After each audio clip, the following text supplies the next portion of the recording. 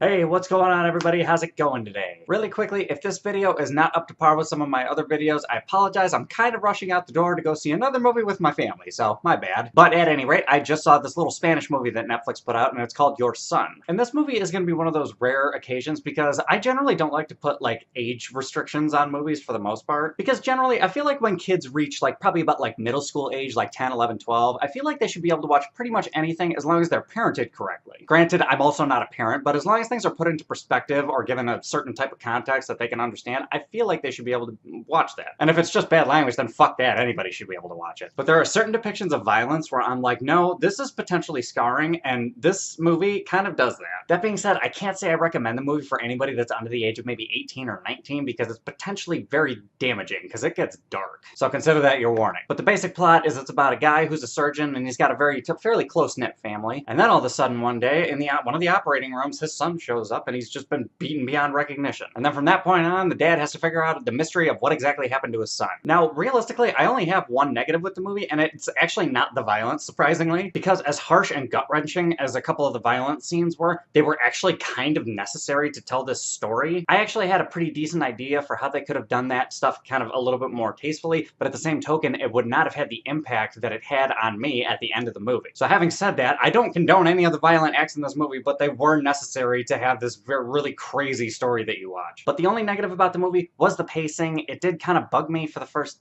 I don't know, half hour of the movie. It had a very Denis Villeneuve pacing. Like if you've seen Prisoners or Arrival, like it had that kind of flow to it. And it was okay, but it didn't work quite as well as I maybe would have hoped it would. Other than that, this is a very, very, very well-made movie. Despite the fact that the ending is incredibly fucked up, I would recommend the movie if you can stomach everything that happens in it. Midway through the movie, there's a really, really, really long tracking shot that goes through an entire nightclub. I don't know how long the shot is, but it's long enough for me to be like, I could never do that in real life if I was a filmmaker. And this isn't a negative, but I didn't really notice the music. I don't even remember if there was any, to be honest with you. They also did a good job of showing how, like, there's a lot of dissension in the family just because the dad is kind of, like, going rogue. There's one scene with a police officer that I thought was, like, kind of iffy, that I didn't think, it didn't feel realistic at all. But again, it was understandable for the story that they were trying to tell, so I just kind of let it go. And essentially, the word of the day when you watch this movie is devotion, because that is essentially what the movie is trying to show you about this father figure. And without giving anything away, I was on board with him for most of the movie because, like, you just feel the struggle that he goes through, and it's sad. But at any rate, guys, if you can stand reading the subtitles, then I would say you're in for a really, really, really interesting whodunit kind of movie. It's not quite a Taken movie starring Liam Neeson, but it's got that same kind of vibe to it for sure. So I think for a score total out of 10, despite the fact that I never want to watch this movie again, I think I'm going to give it a 9.1 out of 10. I can't stress enough, I would exercise caution when watching this movie. Maybe you should have somebody else who doesn't have such a weak constitution watch it for you. And maybe that's too much for some people to want to go through to watch this movie, but after watching it,